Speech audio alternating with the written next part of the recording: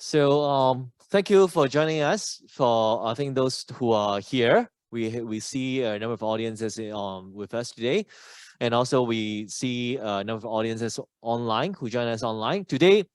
We're going to have a sharing. Basically, the talk is going to be in two parts. In the first part, we will have an interactive sessions with the students here, and we have student team who is with us today. So we have Sasi, who is from India. He's actually doing business administration. He's doing our from a school of business year one. We have Philippe from Brazil, and he's actually doing chemistry in year three. And we have Jenny from Vietnam. She's doing computer science in her year two. So today we're going to start with discussions about some on surrounding actually our topics, how to be a competitive candidate. And by seeing that, what we'll be doing is for the first half an hour, we will have an interactive discussions with the students on to share their experience on how they actually apply, what's their considerations on when they actually select a university, how they actually do it, the 1 year or 1.5 year before they actually enter university, how they actually select university, how they prepare for applications and things like that. And before we start, maybe I can introduce, each of you can introduce a little bit about yourself. Maybe start with Sasi. Oh, hey, I am Sasi. I am from India, as already mentioned. I'm doing BBA first year now. And like you guys, I have an international qualification. I did the IB. And yeah, I'll be sharing my experience so far, at least, with you guys today. Hi everyone, I'm Felipe. I'm from Brazil and I'm third year in chemistry. My qualifications were local Brazil qualifications and SAT subjects and an English proficiency test. Hello everyone, my name is Jenny. I'm from Vietnam and currently I'm a second year student majoring in computer science. And at the same time, I also become a student representative for Vietnamese students. So I'm really welcome all of you to HKBU, and it's my honor to share my experience to all of you about how to be a competitive candidate. Okay, thank you, the three of you.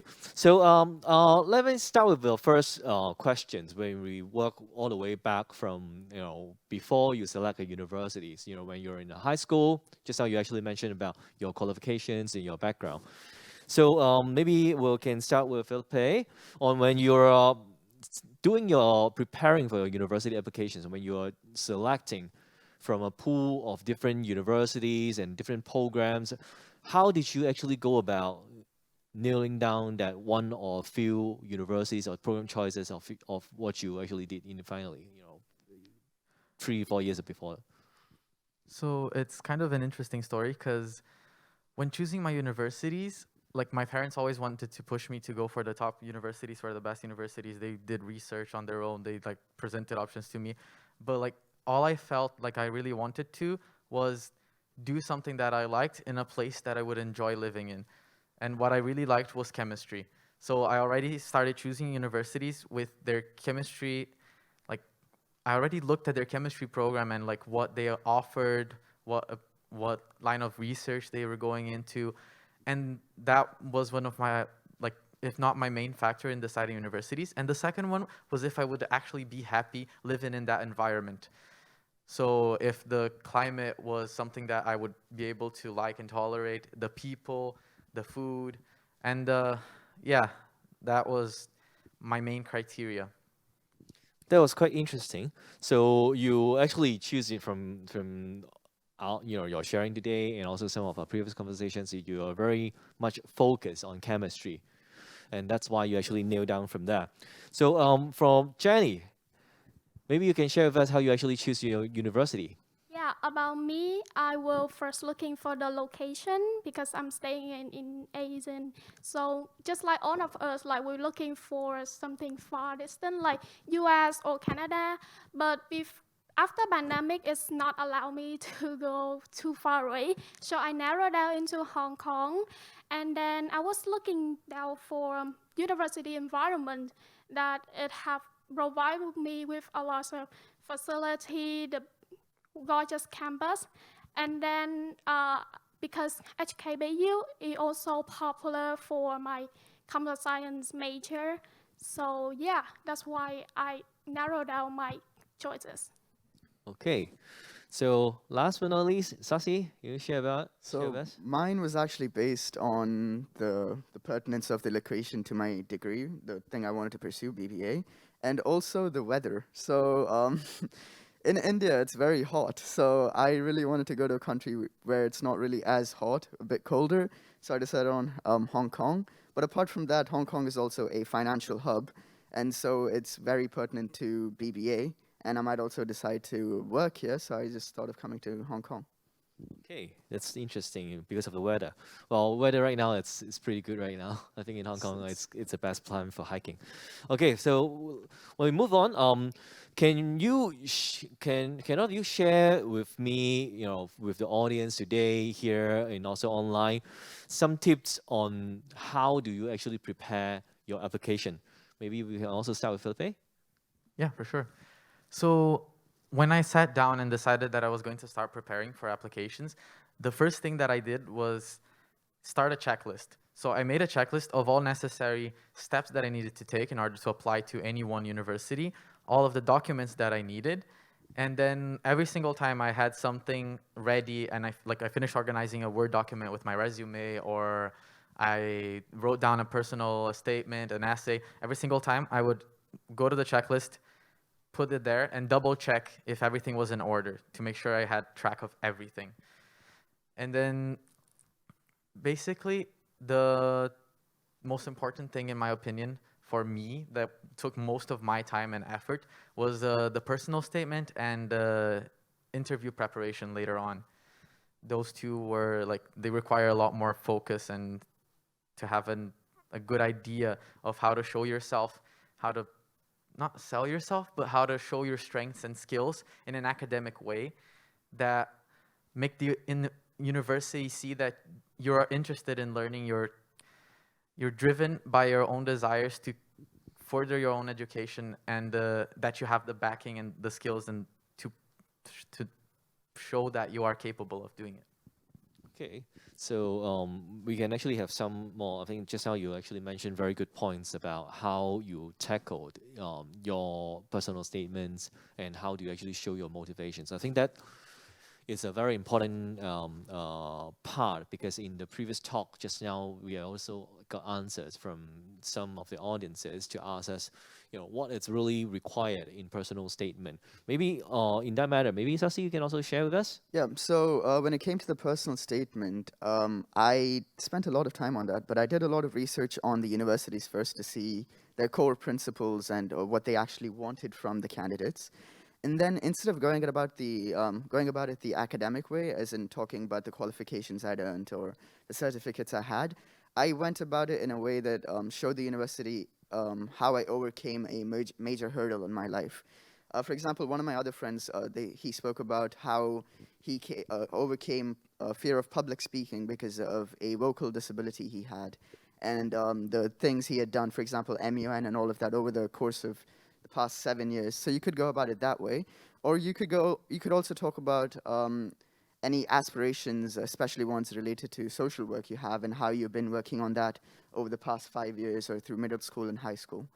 And when it came to just accumulating your documents and all of that, I took all the documents I needed, the vaccination records, everything, and then just put them all together in one folder and just secured that with my life, because I had to make sure that was safe. So that's all I did.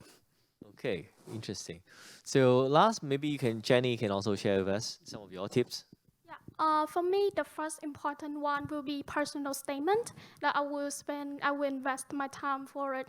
I will show, because that is the way how to express yourself to interview, so that you can put something about your major, your dream job after your graduation, or your currently job, if you are working as a part-time job or full-time job, that's also a high extra bonus to interview.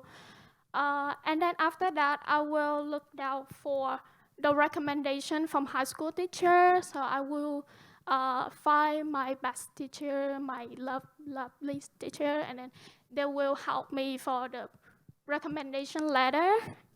And then next, I will check the key timeline of admission because we have to submit the IELTS score. So make sure that you have to check all the key line important so that you won't miss out any timeline.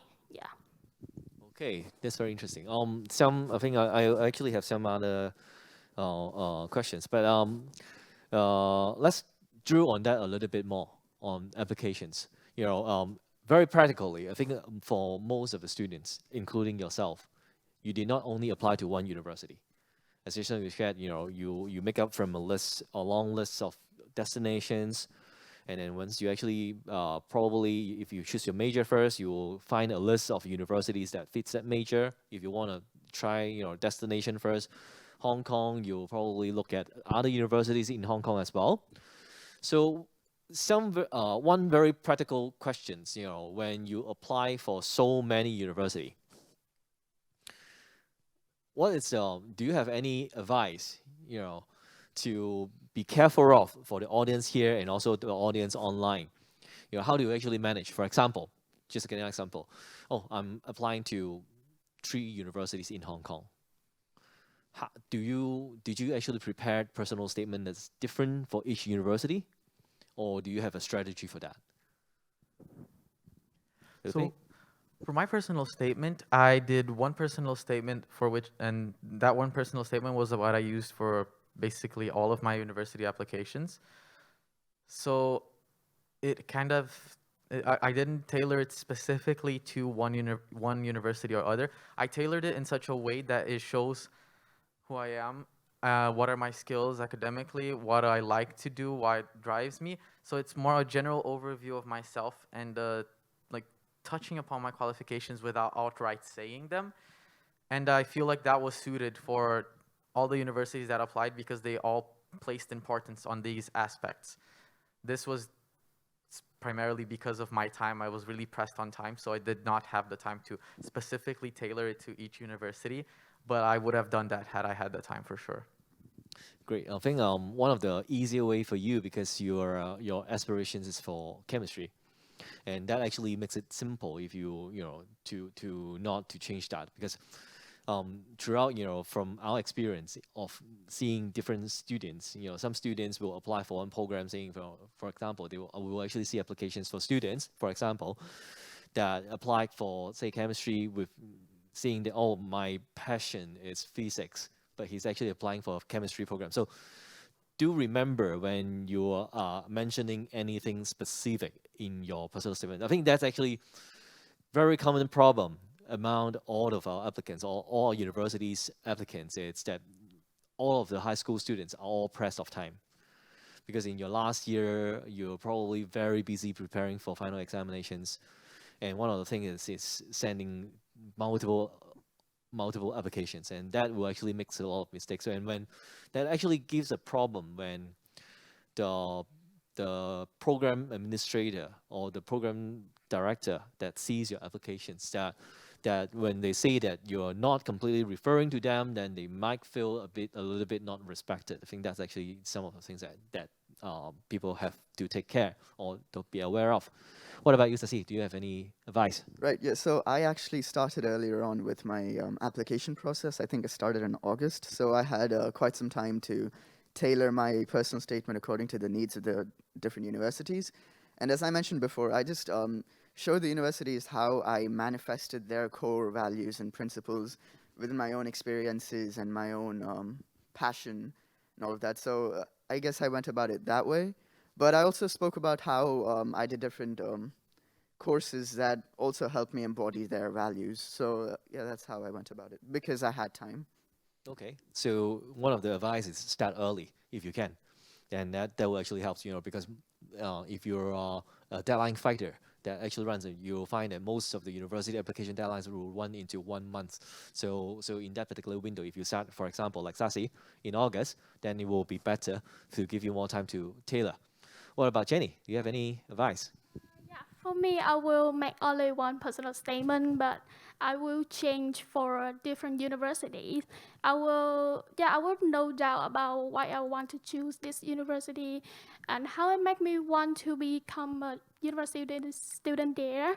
And then after that, I will show about my general personal information about my dream major that I want to be in personal statement. Yeah. Okay, so that's about preparing on the application part. So next, I want to actually ask all of your experience on admissions interview. So maybe we can also start with, we can probably start with Sasi this round to share with us some of your experience in interviews and how to actually tackle and prepare for the interviews.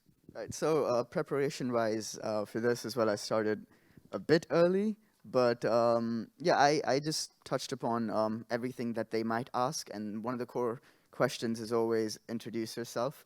So I focused on nailing that question because only if you attract the interest of the interviewer right at the beginning will you be able to maintain their hold throughout, and you'd also stand out at the end of it if you nail that one question. So I focused on that by just keeping it succinct but precise. And you could also like crack a joke. It is just a conversation. It's not, you don't have to panic a lot. So I guess the main advice I kept telling myself was do not panic, because if you panic, you will mess up. So that is what I told myself. And yeah, it is just a conversation. Okay. Yeah, for that, I also prepared a lot for the interview, and the panic is always there because it's an interview. Oh, you might be having the department head behind, like the guy who's interviewing you or something. So what I did for preparing for is like I grabbed my friend and I asked him to pretend to be the interviewer. I prepared mock questions ranging anywhere from the basic ones like introduce yourself to questions like exploring something that was on my personal statement, like a specific situation, talking about the like global situation and how you would fit in that. Because at the time specifically, COVID was starting to like really affect universities and schools and everything. So that actually ended up as a question in my interview. But yeah, basically just going through the motions of it, like being ready, prepared, like adjusting your clothes, and then having someone pretend to be an interviewer, it really like helps you get over the nervousness of being in an interview. Because yeah, as he said, in the end of the day, it's just a conversation between you and the interviewer, and he's getting to know you a little bit. That's all it is. Okay, so Jenny, do you have anything to share on that? Yeah, about tips for interviews. So first of all, I will prepare for some common questions, and then after that, I will try to be like doing the interview by myself before the mirror, and then yeah, I will just be confident, and then even like if it's face-to-face or online interview, make sure that you have to be punctual and then dress smartly and comfortably. Be confident so that you will have a really good interview. Okay, that's very interesting because I think due to the nature of the pandemic, obviously for the past 2 years, even for the local students, a lot of the interviews are being held online, and obviously because for the three of them, they're actually coming from all the way from different parts of the globe. I think that will actually give you, the default of your interview is going to be online. And most of it, it's one-on-one. Have you actually been to any Zoom interview that's not one-on-one or is a group interview? Do you have that? I think for my BU interview, it was like me and the interviewer talking, but then there was two other people. One that was like a facilitator, and then someone else actually from the Department of Chemistry, like helping, like asking questions and also participating. So you got a panel interview. So there's Yeah, I got three a panel persons interview. Yeah, it was asking like questions. me, Oh, does that actually makes you panic? a little bit at the start, yeah, but then they were just like friendly. The questions were like I could answer them and talk about them like because I had prepared beforehand and I was confident in that. So even though it was a bit intimidating, it was very manageable, and I actually enjoyed it a bit. Okay, okay. What about you? Yeah, Sasi? I also had a panel interview. I had Mr. Ryan Mann, the economics teacher, and someone from the administration office as well. Yep. And yeah, as he said, it was actually quite nice. I enjoyed it at the end. It was just a conversation at the end of it. I didn't know that it was going to be a conversation as much. I suspected it, but I wasn't sure. But yeah, it was quite pleasant. It was friendly, and I got to know the nature of the university as well. And yeah, at the end of it, I enjoyed it a lot. Okay. Well, actually, that's a very good point. When we prepare interview, especially for students here and student online, um, don't think about it as a venue or occasions to be asked. It's actually the best opportunity for you to understand that particular program and for you to actually understand the university a bit more. It's a time for you to actually ask questions, which a lot of the interviewee doesn't really aware of that. And if you ask me for advice, I think one of the biggest advice is you don't really think about what they will ask you, or not what the interviewer will ask you, but think of what you want to ask the interviewer on the program itself. Is actually the best place for you to understand the program, because when you are looking for universities, it's really about fit, because you might be actually sitting on 3 to 4 university interview. And this is actually the best time, other than, of course, occasions like today, when you can actually ask our faculty directly on how the program is like. But often than not, when you are all the way down to April, sometimes when you're doing your interview, April or May, you don't really have the luxury of time to call up each of the programs to actually understand more. So this will be the best time. And if you prepare good questions to ask the interviewer, I think it will actually add some points for you as well, because we also don't want students who are just one-way communications kind of thing.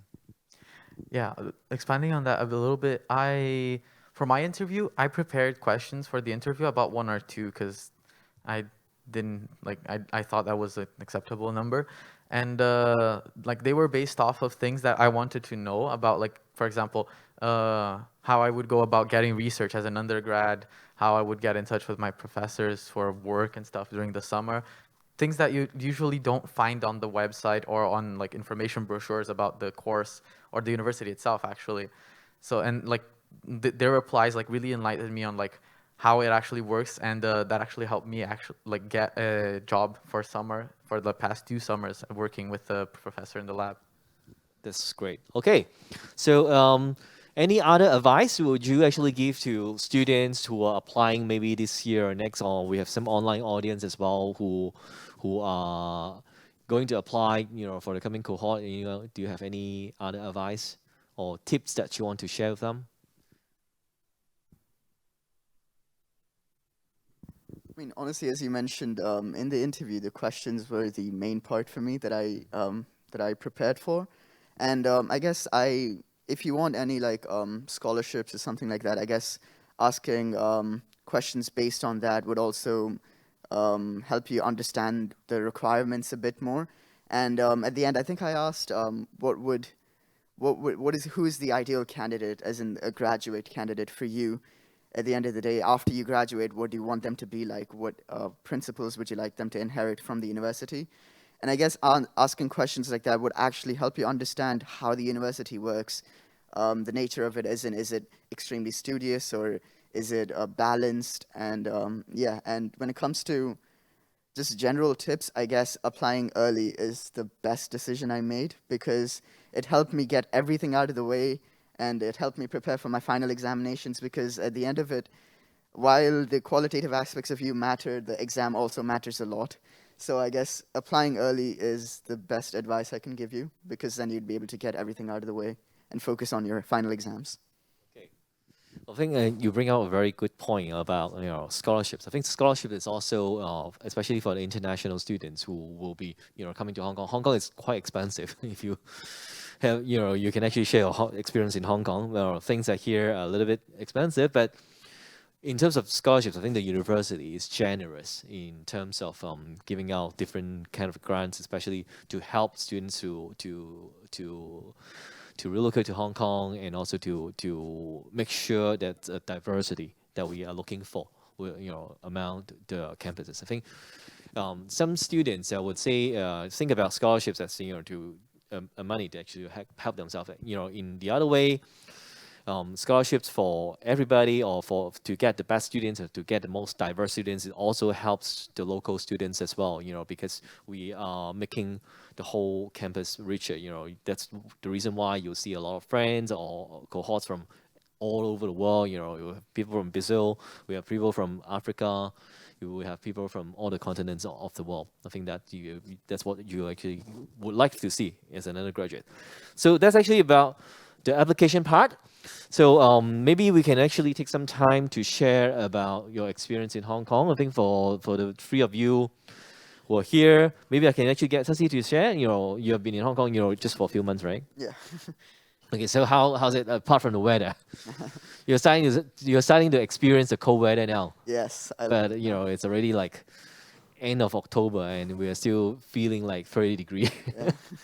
But go ahead. Okay, so as soon as I came to Hong Kong, I had to get all the administrative stuff out of the way, as in get my HKID, apply for the Octopus card and all of that. And what I noticed was it was very efficient. It was very quick. I had to spend like a maximum of 10 to 15 minutes on the entire process, which was quite surprising because I was prepared to spend like 5 hours on it, but it was just 15 minutes. And apart from that, I guess the food here, I'm actually vegetarian, so I have limited choices, but the traditional desserts and all are quite tasty, and you can get them anywhere. And nature-wise, something you wouldn't really expect in a financial hub is a lot of nature, but when you go to the new territories and all of that, it's very nice. You can go on hikes and spend a lot of time with friends there, and at the end of the day, it's quite pleasant. So yeah, and you also get student discounts at the MTR, Starbucks on campus, the Pacific on campus. So yeah, cumulatively, I like all of that. Interesting. So I know that Philip actually bring us some photos that you want to share on Hong Kong. Yes. You want to talk about it? Let me just put up those photos. For sure. Put them up. So I started going on weekly hikes, actually organized by the undergrad halls at that time. So we got to visit Dragon's Back, Lion's Rock, Victoria Peak, and all other sorts of places that are like extremely good. I even took a course that focuses on like the city of Hong Kong and how it's an actually like very well planned urban environment with lots of nature. So on these pictures, the left picture is on one of the hikes that basically I was just walking along a road and I was like struck by how beautiful everything looked, like how much nature there is despite it being like a concrete jungle essentially. And yeah, like this is a park in, where was it? I think it's Niao Tao Kok. I do not know how to pronounce that, so please excuse my pronunciation. But it's like so beautiful, and it's in the middle of all of the buildings. Like I just love like going to places like this and sitting down and like actually enjoying my time in Hong Kong. Yeah, the last picture was actually a sunrise hike that I did. So I started the hike in the middle of the night, and by the time I reached the top, the sun was starting to come out. So it was like really beautiful, and getting to see the city from that height was like really nice. And then on the right is like the more urban side of Hong Kong, which I also enjoy, although I still prefer nature. Basically, Hong Kong has just so many beautiful sites, so many beautiful places to visit. Food as well, it's very varied. I also have some dietary restrictions, but that has never stopped me from enjoying local food or all sorts of cuisines that are here, like Thai, Vietnamese, some European. Basically, yeah, there's just too many people, too many things to do and enjoy. Interesting. I think that's actually applying, on the Hong Kong part, it was really more for our audiences online who are joining us from all over the world. And Jenny, do you have anything that you like about Hong Kong? I heard that you fix your destination in Hong Kong really early on, that you really love Hong Kong. That's why you actually come here. Yeah, for sure. To talk about my experience, that I really love Hong Kong because there are lots of nature views from like mountain to sea and then the landscape. So even like after examination, just like today, after today, I will have a time with my friends to go, to go to Lion Rock for hiking. So that is like a way for me to get rid of all the stressful things. And then about food, I really love Hong Kong local food here. And after that, I can find a lot of Vietnamese food from my local.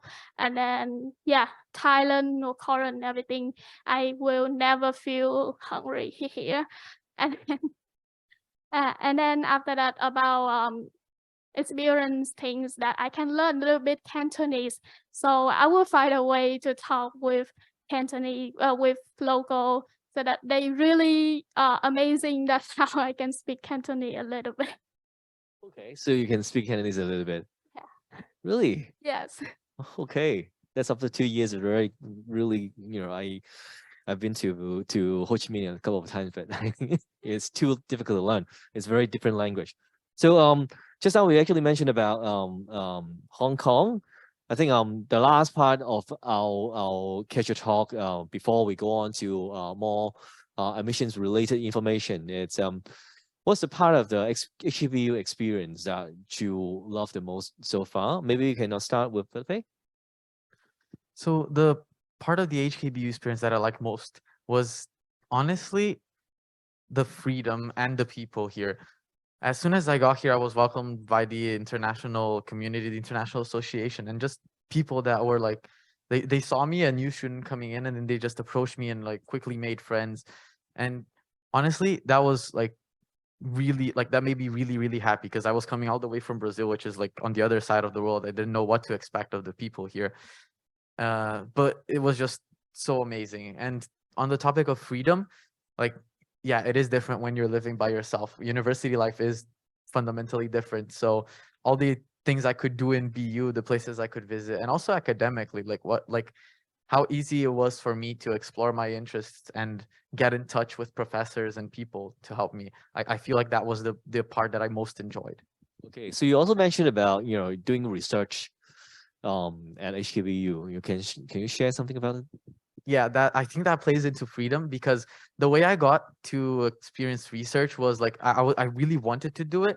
So I just approached one of my professors after my lecture and like asked him, hey, how do you know how I could go about like getting the job as a student helper or helping out with research, participating, because I really wanted to do it. And then he indicated me to another professor who was looking for students to help him with his research. And after some discussion and like drawing not a contract per se, but an agreement, I actually like joined him in his research. And I did that for about 4 months. And then even after like summer was over, like he still wanted me to continue there and I still wanted to continue there. So even today, I'm still like as much as I can with all of my midterms assignments and classwork, as much as I can, I still go to the lab and like help out with wherever I can with research. See, that's very interesting. So maybe Jenny, what's your experience? I know you share with us some photos. You want to Yes, with them? for sure. I really love. Oh yeah, the first pic is about hiking with my floor mate. So as you can see, like we have students coming from around the world. We have local here, mainland, Europe, Asian from Philippines, and Vietnam for me. And then we go hiking on the Lion Rock at the midnight. And then we're staying here to watch the sunset. So it's really, really amazing. And I get rid all of the stressful things. And then the second big is my first meeting with my floor mates. That is the dinner gathering about, and I really enjoy to stay in the floor. I was so lucky to have one of my floor mates so nice and friendly. Yeah. And then this is my first time being student ambassador for exchange student this year. So we will take them around HKBU to show them about the facilities, about the major campus. And then next after that, we will go to Lok Fu for the food and then show them about the local cultures here, about the markets in Lok Fu. And then, yeah, we go back to HKBU. And then, yeah, this was really amazing experience for me. Okay, so Sasi, you want to share? Yeah, looking at it the more career based like scene, I recently went to a company called Alpha Sites, and that was organized by HKBU, and I learned a lot about the current consulting market and the job market there and how they actually do it. And yeah, it was quite interesting because I was more used to the traditional consulting um, field, but now I learned more about their operations. And I like that HKBU tried to immerse me into the job market early on, since I'm still a first year student. So that I liked. And also, when it comes to education, the professors are very knowledgeable about their field, obviously, but they also give you a lot of examples from their own work experience, which I found very interesting and also helped me understand the concepts better. And for example, my accounting teacher always talks about how the concepts manifest themselves in the real world, and also how you can go around it. But yeah, it's just interesting at the end of the day. Okay. Okay, so that's actually very interesting. So before we move on to the part I want to actually touch on, the admissions procedures.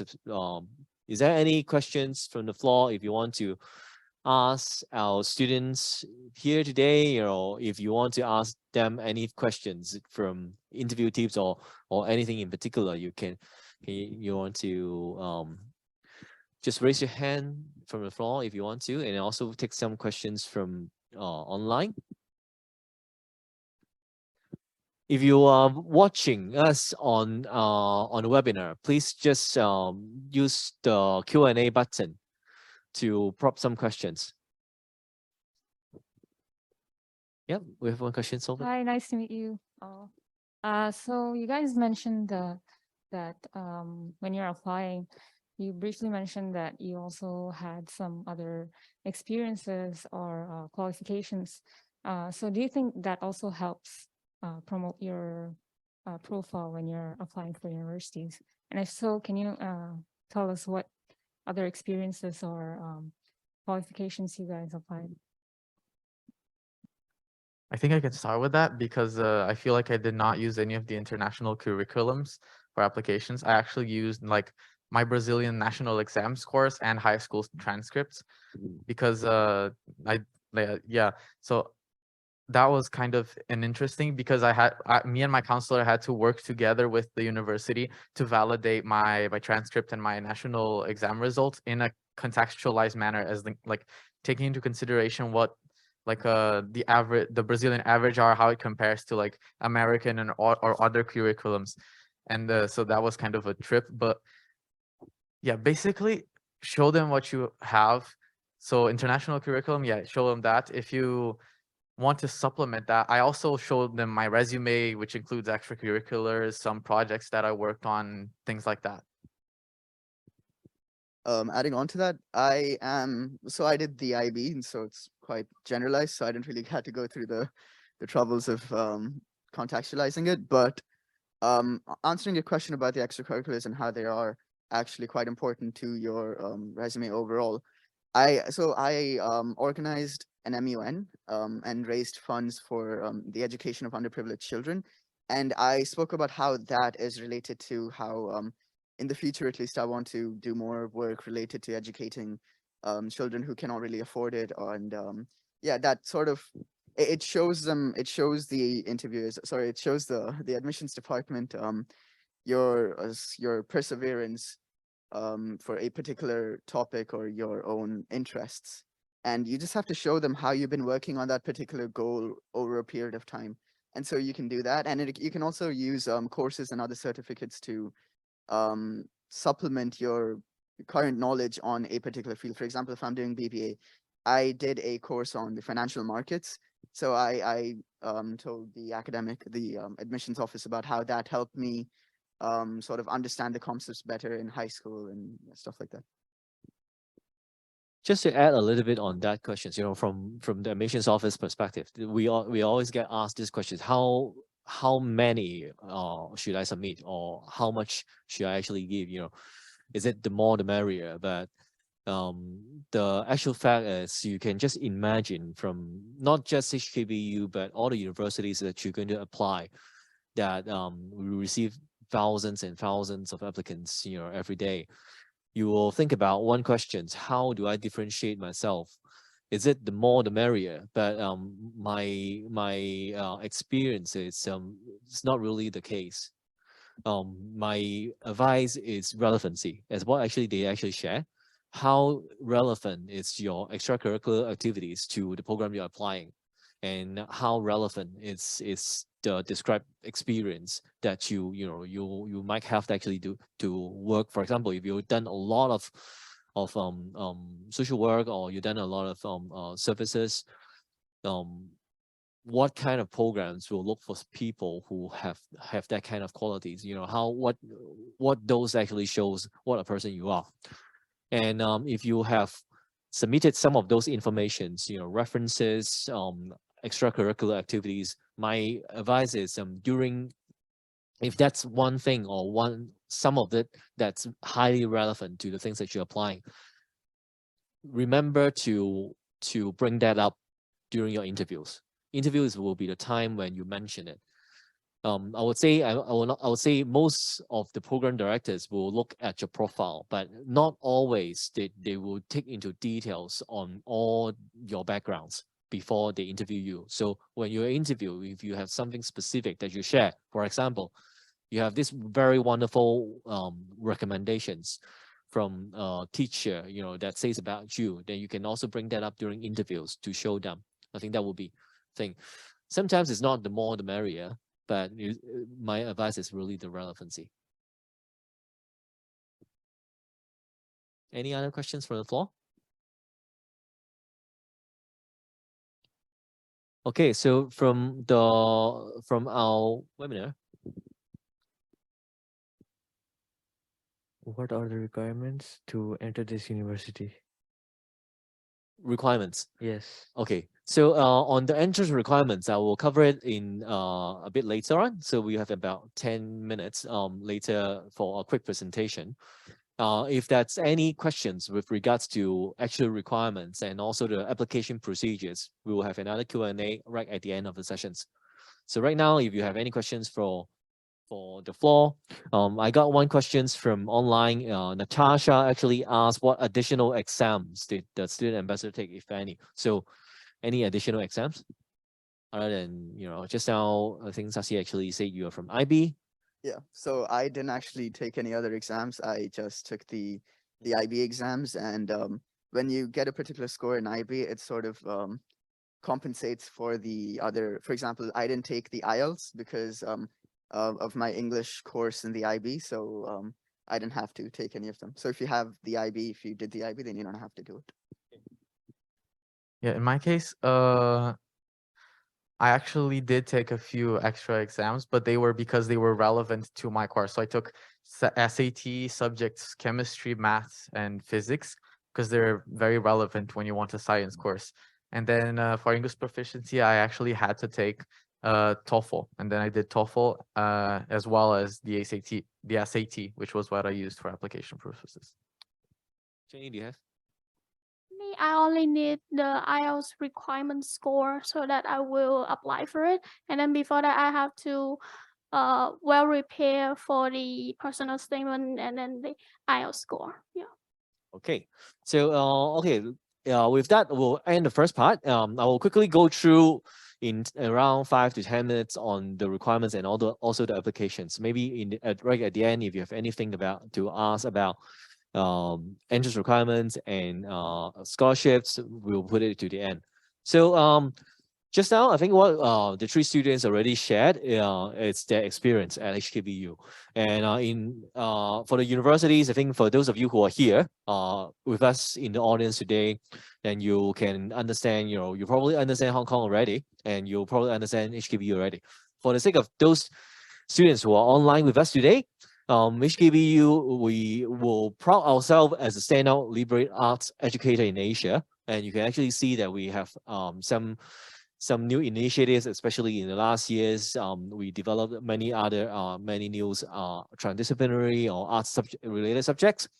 We are government-funded universities, and we use English to teach as a medium of language, and we are located right in the city center. In terms of class size, I think also for the sake of the audience here, we are not a very big university. And if you compare to other universities in Hong Kong, we are 7,000 undergraduate students. So that will put us as a medium to small universities if you compare other universities in Hong Kong. But that will be an advantage if you ask me, as most of the students here, you will actually experience it, that in smaller universities, you actually get more attention and more resources. And that will actually leads to the point when there will be more chances for you to actually go on exchange. You'll have actually more support when you go on to short field trips overseas and also locally. More companies come here to actually take students on internship. I think if you are for the case of Philippe, you will have I want to do research. You can actually do some research as an undergraduate as well. And in terms of the choices of disciplines, and we offered disciplines across our faculties and schools. So we have 7 faculties and schools ranging from arts, science, social science, business. We have a Chinese medicine, we have communications and creative arts.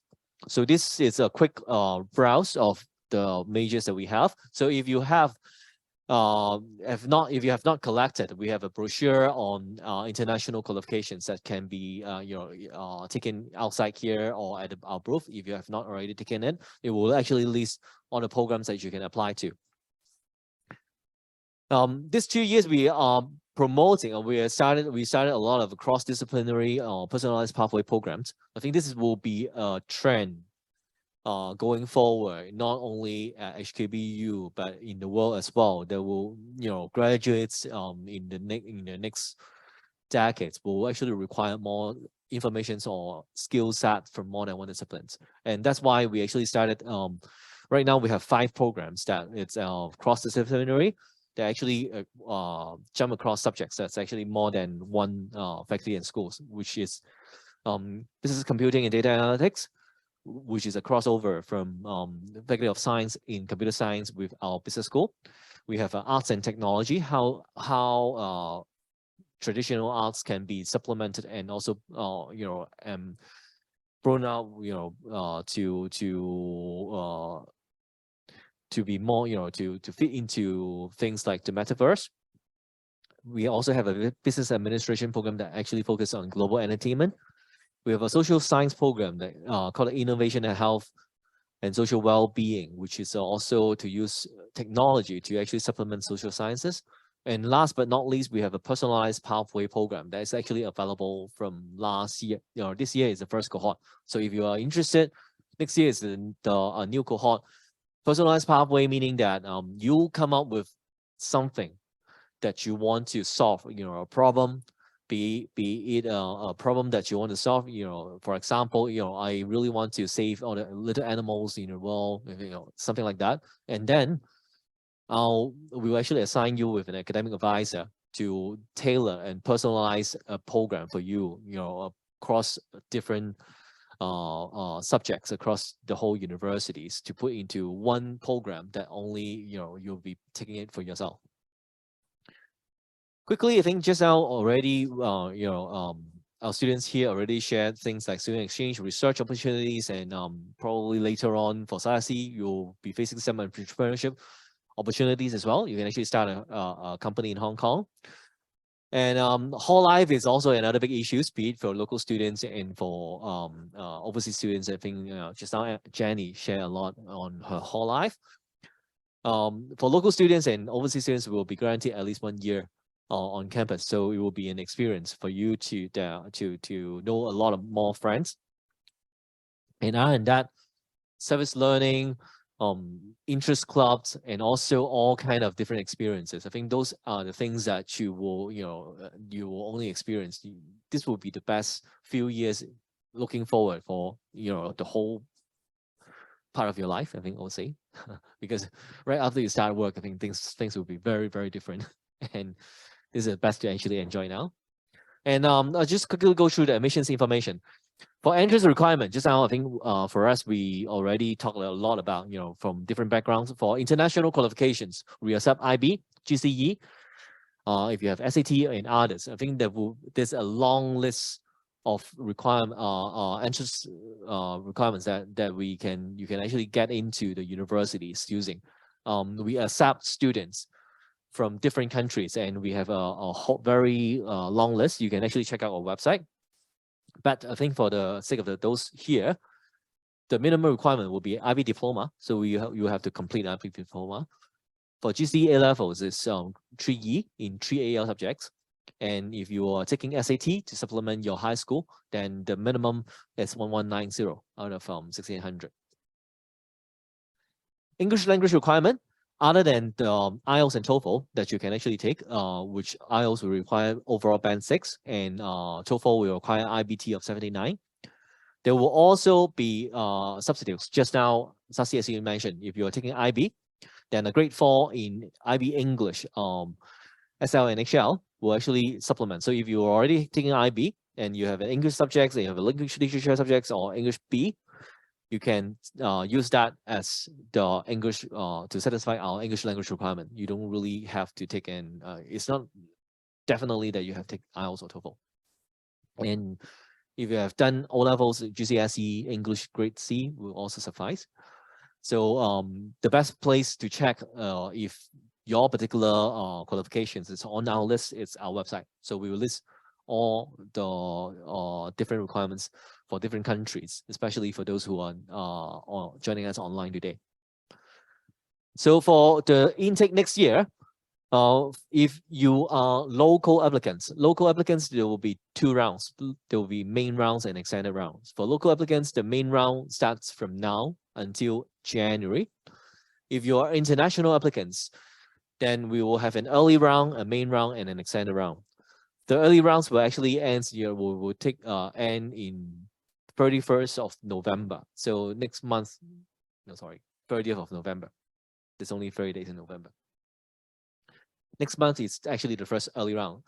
As what they actually advise, apply early, as early as possible. And for most of the programs, we actually runs on a rolling basis. So the earlier you apply, the better your chance of getting accepted, and also a little bit more better of your chance to actually secure a scholarship with us if you're a non-local student.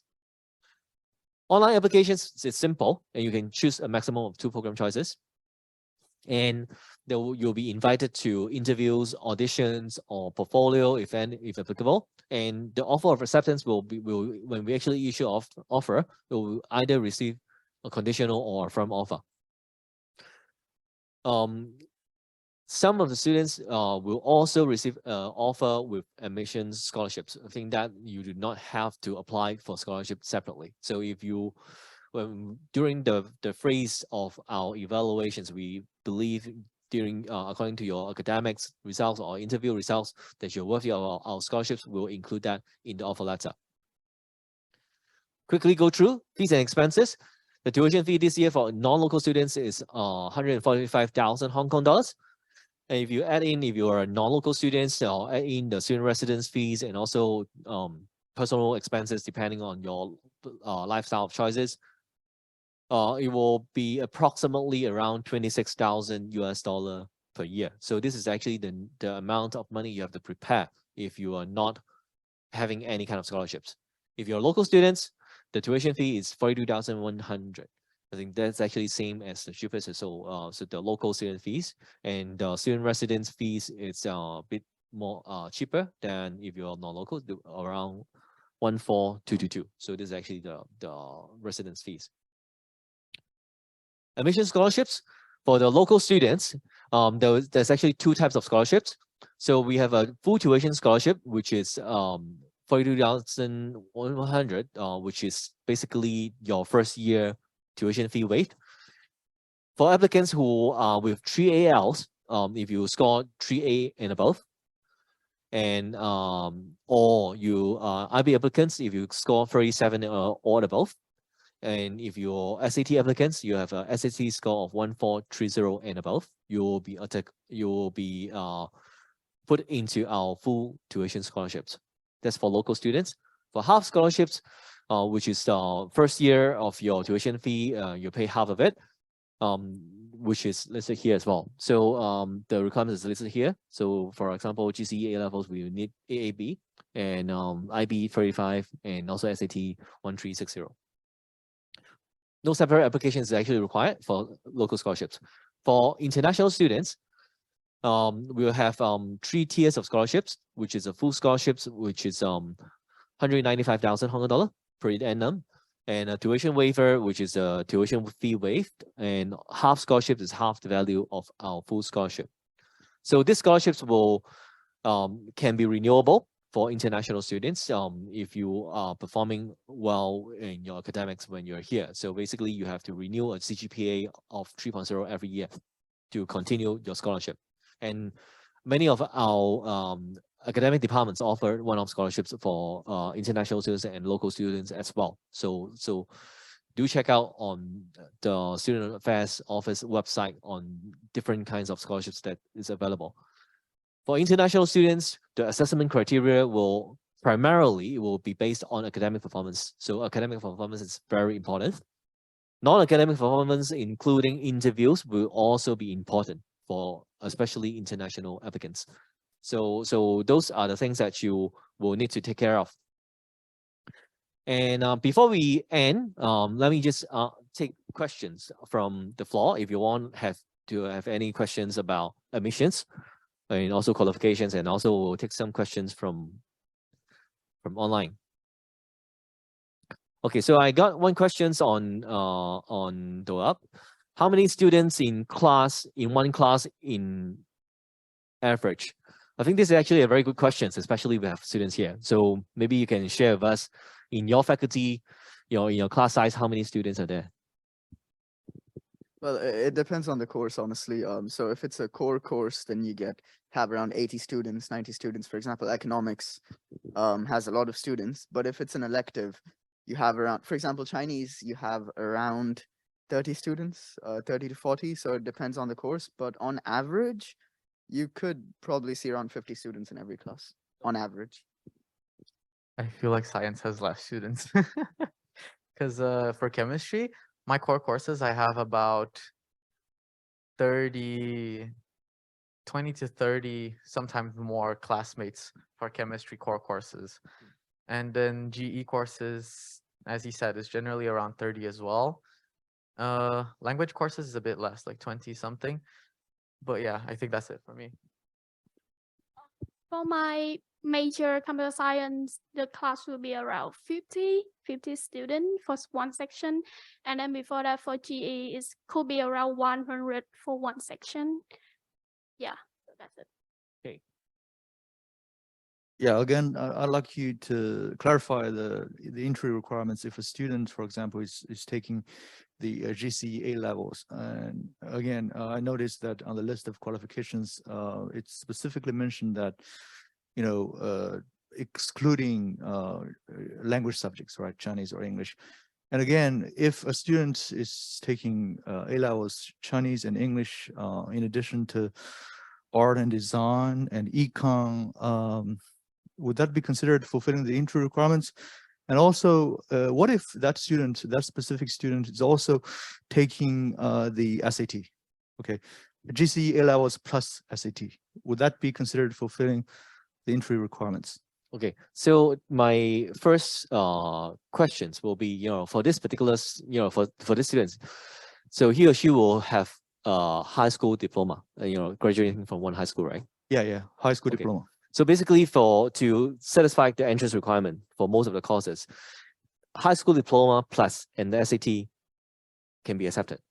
So regardless of your GCA levels, but obviously if you have already done GCA levels, submit them. We will, because there will be too many combinations. Because among international schools from all over the world, we have a lot of different combos.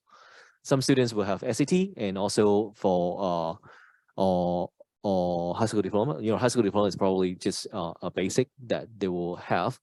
And also, like, for example, like the case of Felipe here, he actually have a Brazilian curriculums, and he actually supplement that with some SAT subjects. SAS and some other international. So we tend to evaluate on case by case, and that will also, just now as I think in the previous session you also asked, it will also depends on the program that he or she is applying to. Okay, suppose that particular student is applying to the Chinese program or the English program, and does the specific requirements you just listed on a previous slide override the departmental requirement? For example, you know, in order for a student to be considered, is it necessary for him or her to fulfill the entry requirements you listed on that slide before that student could be considered by the specific department? Okay, so to make it simple, I think that's actually two things. One thing is actually program requirement, and the other one it's university requirement. So for university requirements, you have to satisfy what is actually listed on our admission website.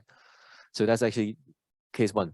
But usually, university entrance requirement is a bit more relaxed than the program requirements. Program requirements will actually go into the choice of those subjects depending on the programs that you're applying to. So it's two levels. But sometimes, as I said, in some case by case basis, if there are some students who are very fit into the program, and that's some alternative, for example, like not meeting some of it, we will work on it on a case by case basis to see if he or she actually have some other requirements that can satisfy the university's entrance. Then we will work with the students, because normally when we apply, for example, when you apply in, we get a lot of all these cases normally. You apply early, say for example in October, you can actually launch an applications right now. All the way until next July or August, you have still quite a lot of time. And some students, for example, if he or she redeem that, oh, maybe he or she needs an English language requirements in addition to what he or she have right now, then we'll talk to the students to request, we'll ask the students, oh, will you be taking an IELTS or TOEFL? Or sometimes in the case, will you be taking an SAT? Then we will consider their plans on what's actually coming up in the coming, 8 to 9 months to put that. And if that particular student is divulged to us that she is going to take IELTS or going to take SAT, we can put that as a clause in the conditional offer if we want to offer that particular program to he or she. So this can be sometimes can be a bit flexible, and we will work with the students in on a case by case basis if the program wants to take this particular student. Okay, thank you very much.